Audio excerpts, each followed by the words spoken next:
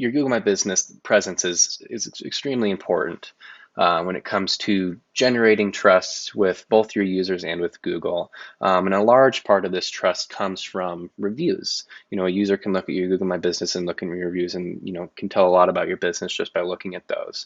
So we do want to remind you that when you get a less than positive review, it is important to respond to that review and encourage the customer to chat with you about it, or chat with you off of the platform about it. So, say, hey, we're sorry to hear about this experience. Could you please give our team a call and we can discuss this further.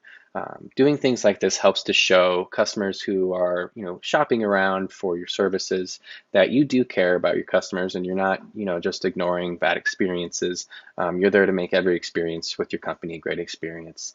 So keep that in mind as you move forward.